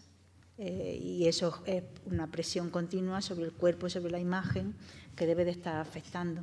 Pero en el caso de los hipnosedantes, como no hay publicidad, no lo hemos estudiado, no sé, no tengo los datos, ¿no? Es algo que, por ejemplo, ayer, escuchando la ponencia por la noche, cuando se hablaba de las redes sociales, yo creo que bueno, hay una forma nueva de comunicación entre los jóvenes y no es ni mejor ni peor, es diferente y que no debe de ser demonizada, es distinta, ya está, pero sí que tiene ciertos riesgos, ¿no? Y uno es el que tú estás marcando, ¿no? Cómo hay un proceso de sexualización y una presión continua sobre cómo debe de ser el cuerpo y cómo debe de mostrarse. Y lo hemos trabajado en alcohol. En alcohol se ve muy bien, porque en alcohol hace unas semanas ha salido una nueva ley que pretende regular la publicidad de alcohol, sobre todo la indirecta en Instagram y en otras redes sociales, pero hasta ahora no existía. Entonces hay Instagramers que publicitan encubiertamente y hay un circular continuo de imágenes en relación al alcohol, y entonces se ve muy bien cómo las chicas tienen mayor presión por una imagen sexualmente atractiva que los chicos, ¿no? Que eso esté generando malestar o que el sobreuso de redes sociales esté, pues probablemente. La violencia, ahora se está hablando mucho de la ciberviolencia, del ciberacoso, del sexting, de todas estas cosas que están pasando en las redes sociales y que son bastante difíciles de manejar, ¿no? Pero yo no tendría datos para correlacionar una cosa con otra, ¿no? Todo eso son ámbitos muy nuevos de investigación y complejos de investigar, sobre todo por cómo las redes sociales han roto sobre los procedimientos éticos de investigación, ¿no?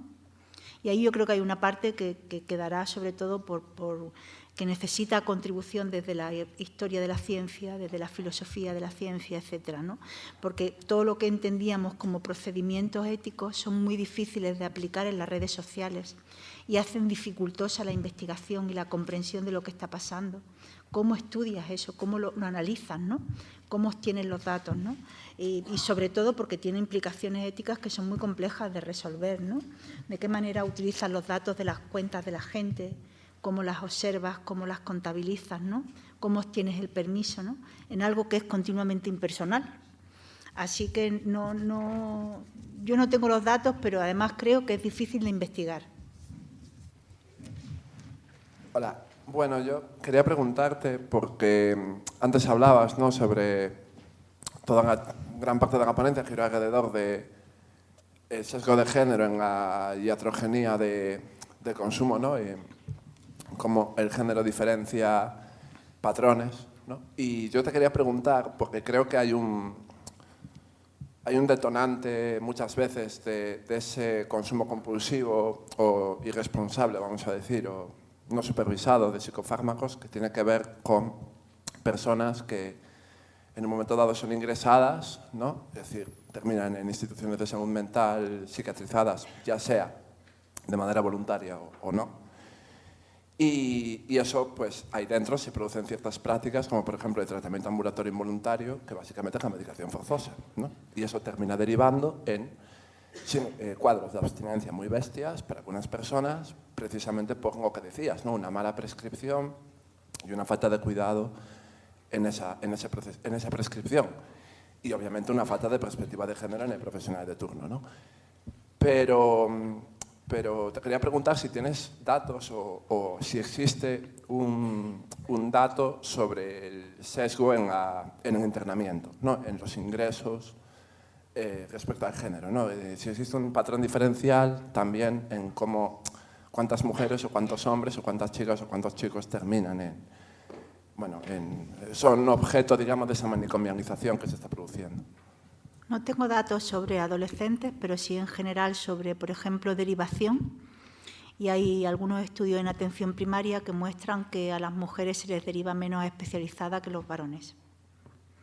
O que hay algunos estudios en atención primaria hechos muy curiosos en los que cuando la historia clínica tiene nombre de mujer o tiene nombre de hombre, el juicio clínico es diferente. Y a las mujeres normalmente se nos diagnostica más con quejas emocionales. Es decir, pues eso de que es una queja emocional y entonces tienes una prescripción más rápida o no tienes derivación. Y eso lleva a un infradiagnóstico en algunas patologías que pueden, por ejemplo, ahora hay una llamada de atención importantísima sobre el tema de las cardiopatías en mujeres, ¿no? Y cómo todo lo que tiene que ver con lo cardiovascular se ha estudiado en varones y se ha trasladado a la población con los signos y los síntomas de los varones, mientras que los signos y los síntomas del infarto en las mujeres son diferentes y nosotras nunca lo hemos conocido. Y eso lleva a un mal diagnóstico y a un peor pronóstico. porque no tenemos el momento adecuado, que es lo que tú estás comentando desde el abordaje con este tipo de fármacos o el abordaje con psicofármacos en general en la entrada ambulatoria o en el internamiento, ¿no? Y eso sería muy interesante de estudiar, pero yo no conozco los datos. Ahora, ¿no? Ver cómo se está abordando ahora en una situación en la que sabemos que hay teóricamente más problemas de salud mental y también mayor malestar, ¿no? Y por lo tanto se van incrementando las prevalencias de consumo y nos encontramos en un país que es el número 1 en Europa en consumo de este fármaco. Entonces, ¿qué hay detrás en todo esto? Porque esto es una de las partes, ¿no?, en las que, o por qué se produce, ¿no? Lo que nosotros ya vimos, fíjate que es curioso, que a mí me resultaba muy curioso y me sigue resultando, es que tú aprendes los efectos, igual que en las drogas ilegales, conoces los efectos de la sustancia y luego tú mismo regulas y confrontas la situación con la sustancia, ¿no?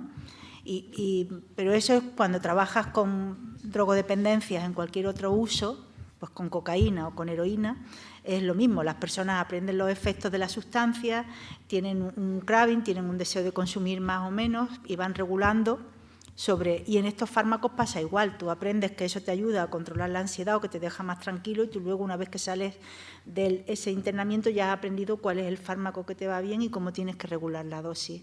Y eso, en la investigación clínica, lo que sí que se queda muy claro es que tiene peligros, porque está hablando de sustancias que que tienen efectos secundarios y efectos secundarios adversos, ¿no? Y ese juego es muy perverso porque no te deja, yo creo, valorar bien cuáles son los posibles efectos a largo plazo que estos fármacos pueden tener, de qué manera pueden generar en ti una adicción, ¿no? Porque yo creo que como son fármacos, ni el concepto de adicción serviría para entender qué es lo que ocurre, ¿no? Porque entendemos adicción como adicción a sustancia ilegal, ¿no? Hay muchos de los conceptos clásicos de drogodependencias, ¿no?, como adicción, craving o deseo de consumir o bueno, otros muchos que tienen que ver con como regulación de la dosis, tipos de uso, pues que no se aplican porque están pensados para sustancias ilegales, no para un tipo de fármaco, ¿no? Aunque el uso en realidad es el mismo uso que harías de otra sustancia, ¿no? Por eso yo creo que uno de los elementos en los que se puede pensar este consumo es sobre las políticas de drogas, ¿no? Cómo se han pensado las drogas, cómo se han definido y cómo fármacos como el fentanilo o como este tipo de hipnosedantes rompen sobre los sistemas de políticas de drogas, porque no sé qué es lo importante ahora mismo en nuestro país, sobre qué usos tenemos que trabajar, ¿no? Cuando dicen, ¿qué es lo importante desde el punto de vista del género? Pues trabajar para que esto no ocurra, para que no haya, para que no se produzca el uso iatrogénico, para que no haya no sobreconsumo de drogas ilegales, ¿no? Y al fin de cuentas, pues las drogodependencias se han pensado en nuestro país desde la heroína, no se han pensado desde otras sustancias, ¿no? Gran parte de los conceptos que manejamos son conceptos de personas que investigaron y que trabajaron en la época de la heroína y después de cocaína, ¿no? Y son los que seguimos leyendo y sobre los que seguimos teniendo los textos, ¿no? Y esto ya es otro mundo, ¿no? Con ciertas similitudes, pero también con sus diferencias, ¿no? Hola, buenas tardes. Gracias por la ponencia. Yo quería reflexionar acerca de lo que pasó en el COVID-19, que ahí fue un retroceso en la igualdad, considero, y que, bueno, las redes sociales también colaboraron a todo esto, ¿no? Que, bueno, el auge de la ultraderecha, la desinformación, todo esto considero que aceleró el consumo de ansiolíticos en la gente joven, con discursos que todos los políticos son iguales, el hombre es un animal político. Nosotros vivimos de la política. O sea, sin políticos este país no sale adelante. Entonces, yo lo que quería saber si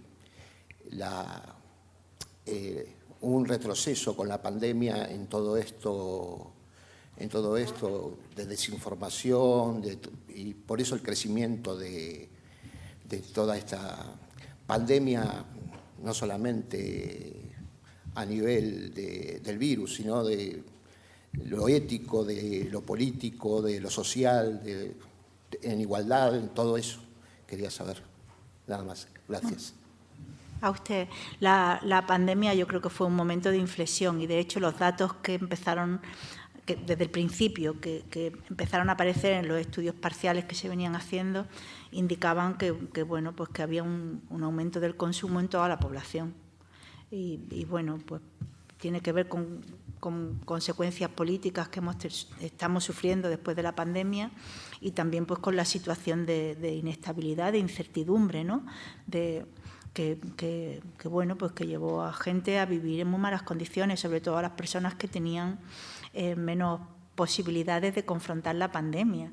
Yo recuerdo que, de hecho, Raúl, que vino ayer, estuvo en el año, que fue un alumno de aquí, de Vigo, que estaba en la Universidad de Granada, y ese año dimos unos meses presenciales y después pasamos a online, ¿no? Y trabajamos en antropología médica sobre lo que estaba pasando, ¿no? Y bueno, pues la situación era angustiosa para todo el mundo, sobre todo por la incertidumbre, ¿no? Y eso probablemente llevaría al incremento del consumo y a consecuencias que todavía estamos padeciendo, ¿no? Acerca de cómo ha cambiado la mentalidad y la forma de confrontar determinados problemas sociales, ¿no? Y en ese año, cuando ellos pasaron a online, aparecen unos mapas de todo el Estado español y en los cuales se veían prevalencias de COVID, ¿no? Y sobre todo algunos mapas de Madrid y de Barcelona, ¿no? Y se veía cómo había zonas de la ciudad con prevalencias mucho más altas que otras. En Madrid toda la zona norte tenía prevalencias más bajas que la zona sur, ¿no? Y empieza a discutirse cómo la clase social y los recursos estaban condicionando en cómo te infectabas de COVID, cómo respondías a la enfermedad y en cómo se sobreinfectaba la gente que estaba contigo. Y claro, pues la gente que tenía condiciones pues vivía en situación de hacinamiento, confrontó mucho peor el COVID que la gente que tenía casas grandes y que podía ventilar con más facilidad o que tenía formas de comprar y de acceder a los alimentos más fáciles que los que tenían que obligatoriamente salir o obligatoriamente que ir a trabajar en servicios. Entonces, bueno, el COVID mostró la desigualdad social y su impacto sobre la salud, ¿no? Y probablemente también afectó de manera diferente a la salud mental o a la situación de malestar de las personas que estaban confrontando la pandemia. Y, de hecho, eso se percibe cuando tú hablas con la gente. Hay gente que dice, yo estuve estupendamente en el COVID porque estaba en mi casa, porque tenía de todo, porque estaba bien, porque trabajaba online, porque no tenía... Y otra gente pues que lo pasó tremendamente mal porque tenía que, pues como me comentaba el taxista que me llevó al aeropuerto, que es amigo, ¿no? Decía que tuvo que ponerse la vacuna porque tenía que subirse en el taxi y porque lo obligaron a estar vacunado mientras que estaba saliendo en el taxi, que no tenía más remedio que trabajar, ¿no? Entonces, bueno, pues el malestar también tiene que ver con las condiciones de vida, yo creo, no solamente con género. Así que yo creo que la pandemia ha sido una inflexión para todas y para todos y bueno, y probablemente la situación política también ha coincidido justamente con toda esta situación de inflexión, ¿no?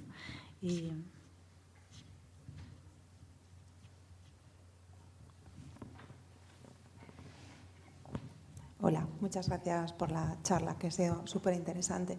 Quería preguntarte si existe alguna hipótesis de por qué España está en el pico número 1 de consumo de estas sustancias. Gracias. Ahora hace un grupo que hay trabajando en el Plan Nacional sobre género y drogas y hace unas semanas tuvimos una presentación de los datos del Plan Nacional sobre drogas y fue curioso porque hacían una distinción por comunidades autónomas y algunas comunidades autónomas tienen prevalencias más altas de consumo que otras. Y pues probablemente pues porque depende de cómo se esté llevando a cabo la prescripción, qué tipo de restricciones haya sobre la prescripción en algunas patologías, qué tipo de supervisión. Y yo creo que que los datos son claros de que la principal forma de acceso a estos fármacos viene de atención primaria. Entonces algo está ocurriendo en atención primaria, que son de donde salen la mayoría de las prescripciones. Y eso en España, pues evidentemente no está funcionando. Y luego hay una cultura de estos medicamentos.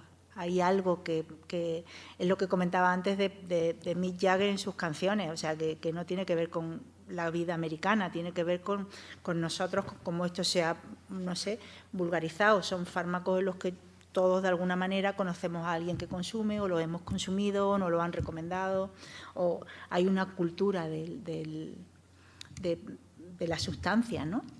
Yo creo que las sustancias siempre tienen una cultura a su alrededor, ¿no? Y una mitología acerca de los efectos, cómo te puede generar una adicción, de qué manera puedes desengancharte, ¿no? De qué manera puedes confrontar los usos, y estas también lo tienen. Entonces, pues se han banalizado totalmente. Se han banalizado. De hecho, por ejemplo, cuando analizas datos de acceso a tratamiento, la principal sustancia que genera acceso a tratamiento en mujeres son los hipnosedantes. O sea que a pesar de tener una situación de estar generando problemas de salud grave y petición de acceso a un tratamiento de drogodependencia, sigue habiendo una cultura de algo que se puede recomendar, se puede tomar fácilmente, se puede tener en la casa, ¿no? Porque como te sobró, pues te quedas la casa ahí por si otra vez lo tienes. Entonces tienen una cultura de no droga, ¿no? De no peligrosa. Que creo que por los datos que van saliendo, el fentanilo fue algo parecido, ¿no? Aparecía como algo que se podía prescribir para el dolor y que se podía usar, ¿no? Y ahora se ha comprendido que no, porque ha generado una epidemia terrible con una mortalidad altísima, difícil de controlar en estos momentos, ¿no? Bueno, Trump cree que levantando un muro con México va a conseguir que no entre la sustancia al país, pero en fin, veremos qué ocurre, ¿no? O rompiendo las relaciones con China para que no entre fentanilo en Estados Unidos de ninguna manera, pero es como ponerle vallas al campo. No sé de qué manera eso va a afectar de verdad a una epidemia terrible que están viviendo. Y también ese fármaco tuvo su cultura asociada a determinados valores, a determinadas, no sé, construcción simbólica sobre qué significaba consumir eso, ¿no? Y estos fármacos en nuestro país pues no tienen nada asociado que te lleve a pensar que son peligrosos, ¿no? No conseguimos que eso cambie, ¿no? Parece que en algunos centros de salud hay cada vez más formaciones, sensibilidad, intentos, y eso hace que haya variación en algunas comunidades autónomas probablemente, pero todavía falta una sensibilidad social sobre que esto tiene sus efectos secundarios y bueno, y también una reflexión quizás más filosófica acerca de cómo podemos confrontar situaciones de la vida que nos lleven a estar mal, ¿no? Y de qué manera podemos hacerlo sin este instrumento, ¿no?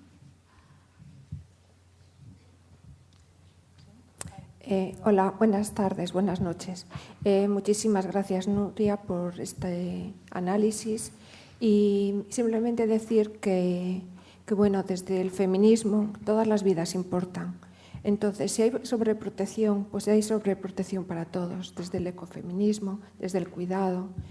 Y ese malestar que sentimos pues muchas mujeres que ya pasamos de los 50, lo que quisiéramos es que las niñas que vienen detrás, las hijas, las sobrinas, las alumnas, no lo sufran, no lo sientan, no lo padezcan. Es verdad que la juventud tiene prisa por quemar etapas, esto está muy claro, pero bueno, es que tienen la pornografía a un clic, tienen los modelos de prostitución como sometimiento del cuerpo de la mujer. Tienen problemas de alimentación porque, bueno, pues todas tenemos que estar guapísimas, ¿no? Y todo este tipo de cosas, a ver, es una carga mental que desde pequeñitas la van asumiendo su rol y no les gusta. Y estamos ahí algunas profesoras y algunos profesores, ojalá hubiera más hombres en todo esto, porque, a ver, la revolución de los cuidados, la revolución feminista no se puede hacer sin los hombres. Es que aquí no molesta a nadie. Entonces, por favor, tener en cuenta esto, ¿no? Que bueno, queremos el cumplimiento de los derechos humanos, luchamos por eso, que a lo mejor es necesario en las aulas que se forme al profesorado y a todo lo que es la comunidad educativa para que el alumnado tenga referentes y se trabaje la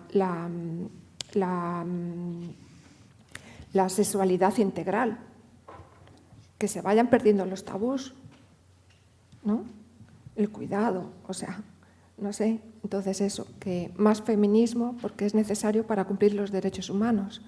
Y si la OTAN nos deja, como decía aquí el ponente de la mañana, tenemos aún todavía entre nosotros, ¿no? Totalmente pues de acuerdo. Gracias, Nuria. Nada, muchas usted. Gracias. Totalmente de acuerdo. También, por ejemplo, en drogodependencias, en las aulas, hace falta también una formación nueva que rompa sobre el estereotipo ese de que droga solo es lo ilegal y que ayude a las personas jóvenes a tener herramientas para confrontar situaciones como las que se han descrito desde una perspectiva de reducción de daños. Y eso es feminismo también. Y todavía no ha girado bien en España porque hemos tenido un peso muy fuerte de una época en la que la heroína hizo mucho daño, generó una idea de lo que son las drogas, de cómo se deben de intervenir, y la cocaína después, ¿no? Y todavía no se ha girado bien y debe de haber una formación más sensible por parte del profesorado acerca de qué es lo que supone consumir sustancias psicoactivas, cómo se pueden confrontar, trabajar de la reducción de daño, desde nuevos modelos, ¿no? Que no se han producido, no hay una política de drogas sensible. Y luego lo del feminismo, pues no puedo añadir nada a lo que has dicho. Totalmente de acuerdo. Para mí el feminismo es igualdad, no tiene más, ¿no? Es mirar desde la igualdad, es mirar desde la diferencia, es mirar desde la comprensión y desde el cuidado, ¿no? Por eso también lo de Luis García Montero, el reivindicar el te quiero, pero reivindicar el cuidado al otro y la vulnerabilidad y reconocer la vulnerabilidad, ¿no? Y quizás lo que se comentaba antes de las redes sociales no genera un buen espacio para todo eso, ¿verdad? No está siendo mal manejado, ha influido la pandemia también, como se ha dicho, ¿no? Y el incremento de acceso a la tecnología que nos está generando dificultades, ¿no? A la hora de manejarlo. Así que gracias, sí, totalmente de acuerdo. Bueno, eu faría unha pregunta, se podo, se non hai máis. Sí, porque constatando como causas do malestar o patriarcado e as condicións materiais de uns e outras, o individualismo que é consubstancial ao capitalismo, como lle chamamos, que é causa do malestar e é un problema para a ausencia de ferramentas para a creación de sentido, digamos.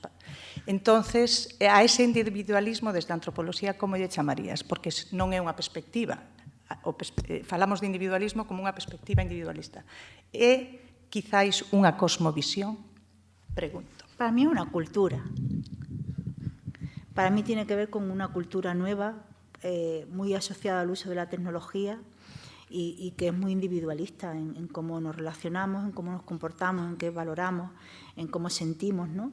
Si la cultura son ese conjunto de formas de sentir y de actuar que heredamos, pero que también generamos en la vida cotidiana, ahora mismo hay una cultura nueva que es muy individualista, sí, y que va muy asociada al uso de la tecnología y al acceso a determinados recursos y que, bueno, pues que tiene sus consecuencias a nivel de salud, ¿no?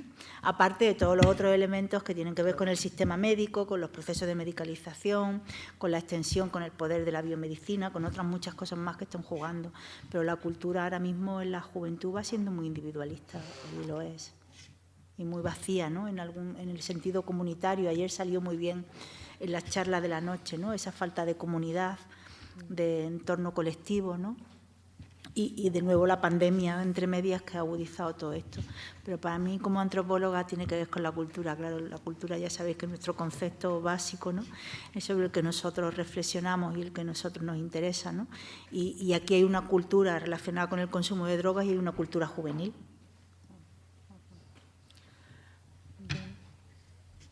Pois, se non hai máis preguntas, agradecemos novamente a Nuria a súa ponencia. Muchas gracias. Buenas noches.